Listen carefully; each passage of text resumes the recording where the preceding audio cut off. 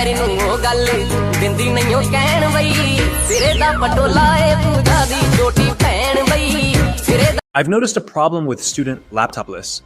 A lot of laptops marketed towards students are either too cheaply made and will have you wanting to punch your screen when the loading wheel starts going at your project deadline, or on the flip side, they can be too expensive and unnecessarily overpowered to fit within a student budget.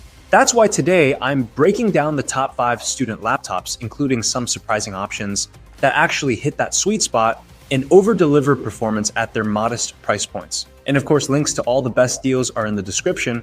We're starting off with Lenovo, a tried and proven brand among students and professionals. Their Lenovo IdeaPad 1 offers an excellent, affordable option for students or young professionals. It's going to hold up while you keep too many tabs open on your browser. In real use, expect 5 to 6 hours of browsing, note-taking, and video calls, long enough for a typical class schedule. Keep brightness in check, and you can stretch it toward 8 or 9 hours during lighter tasks, like streaming or document work. And when you do run low, Rapid Charge Boost can give you about 2 more hours from a quick 15-minute plug-in, making it easy to top up between lectures without carrying the charger everywhere. It's not going to be a good option if you're dreaming of serious video editing or hardcore machine learning models, but if you just need something reliable that wakes up every morning ready to tackle papers, spreadsheets, and presentations, the IdeaPad 1 is a smart starter. And next is the Acer Aspire 3, which is still friendly on the wallet, but it feels a bit more grown up in size, speed, and keyboard. The 15-inch display means you can run a lecture video on one side and your essay on the other without squinting. Yes, it's a bit bigger in your bag. But if you're typing for hours or crunching numbers, the extra space is worth it. You can choose between a number of AMD Ryzen chips when purchasing the Aspire, and this is a bit better than you'd expect at the price point. They're all going to be able to juggle a dozen Chrome tabs, Spotify, and your Notes app without wheezing. It's not a gaming rig, but for day-to-day student life, it's comfortably fast. The 8 GB of RAM and 256 GB SSD are enough for school projects, though if you're editing video files, you'll want to step up in specs. Battery life is a quiet win here, around 8 hours of mixed use, so you can make it through classes and a library session before reaching for the charger. Plus, you get a full keyboard with a numpad, which can be a sneakily helpful feature for business, finance, and science majors. The screen quality is fine. Sharp enough for work, decent for Netflix, but not color accurate enough for design or photo students. Build quality is better than you'd expect at this price, with a clean, no-frills look. The bottom line is the Aspire 3 is for students who want a bigger screen, better typing comfort, and solid all-day performance without blowing past the $400, $500 mark. If portability is your #1 priority, look elsewhere. If you want a dependable, roomy daily driver, this is it. Now, in the past, MacBooks were often too expensive to include in a budget student list, but Apple has really hit a sweet spot with their MacBook Air line, delivering huge performance for a surprisingly reasonable price. With baseline specs, you can get the latest model for under $1,000, sometimes as low as $799 if you find a good sale. In previous year models, of course, can be even lower, but still offer great performance. The base model still gives you that razor-thin, just over 2-pound design that makes you forget it's even in your backpack. It's silent, no fans humming, and the battery life is absurd.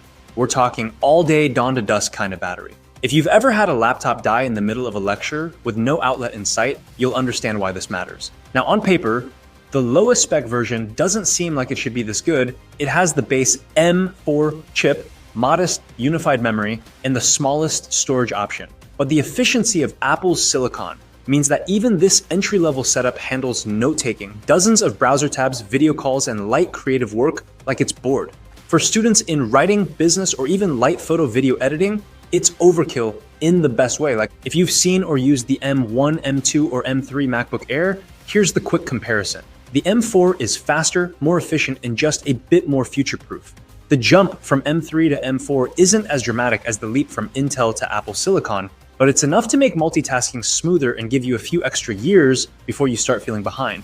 If you want to save some cash, honestly, any of the M-chip series MacBook Airs should offer more than enough performance for most students. Of course, Apple will happily let you select more memory and storage. And if you plan on doing serious creative projects or want this laptop to last half a decade or more, bumping the memory, storage, and/or GPU can definitely be worth it. But if you just want a silky smooth, feather-light, dependable laptop for campus life, the baseline model is already excellent. All right, let's talk about the ASUS VivoBook 14. the one in this lineup that really wants to win you over with its screen. If you've been staring at matte, slightly washed out laptop panels for years, opening the VivoBook 14 with its OLED display feels like someone quietly upgraded your eyesight. Colors pop, blacks are inky, and text looks so crisp, you might actually enjoy reading that 50-page PDF. For students who like to unwind with Netflix or dabble in photo and video work, this is the machine that makes your screen time feel a little more premium. Now, the VivoBook 14 isn't just a pretty face. Under the hood, you can spec it with modern Intel Core chips. Guys, even in its more affordable configurations, it's quick to open apps, juggle browser tabs, and handle your day-to-day coursework without drama.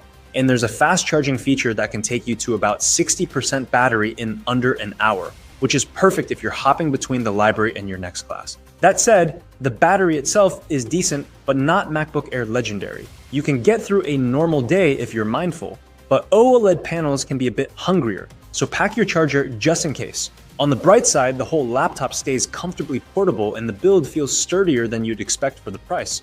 It's also got a few student-friendly touches, a privacy shutter for the webcam, a surprisingly comfortable keyboard for long writing sessions, and Wi-Fi 6 for smoother connections in crowded dorms.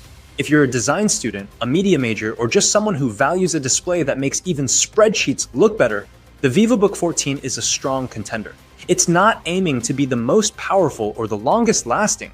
It's aiming to make everything you look at feel just a bit more enjoyable. If the other laptops we've talked about are competing for style points, the V15 is showing up in work boots and getting straight to business. It's a straightforward 15-inch laptop with no gimmicks, just a solid build, a big enough screen to comfortably run 2 windows side by side, and a full-size keyboard with a number pad for anyone doing a lot of data entry, finance coursework, or statistics. Performance-wise, you can get it with up-to-date Intel processors that will cruise through essays, research, video calls, and even a bit of light creative work. It's not going to compete with the MacBook Air or a higher-end Windows machine in raw speed, but it's perfectly fine for 90% of the tasks a typical student throws at it. Battery life is fine. Expect somewhere in the 6 to 8 hour range depending on how hard you push it. That means you can make it through a half day of classes without plugging in, but you probably want to bring the charger if you're on campus from morning to night. Where it really earns its keep is in practicality, plenty of ports so you don't have to live the USB-C dongle life, an easy to service design if you ever want to upgrade the storage or memory down the road, and a price point that leaves more room in your budget for, actual food. The V15 isn't about flashy features or cutting-edge design. It's about being reliable, roomy, and ready for work. If you're the type who prefers a straightforward machine that you don't have to baby, this one will quietly put in the hours without complaint. If you found this helpful, give it a like. It really helps the channel, and hit subscribe so you don't miss the next guide. Thanks for watching, and good luck in all your classes.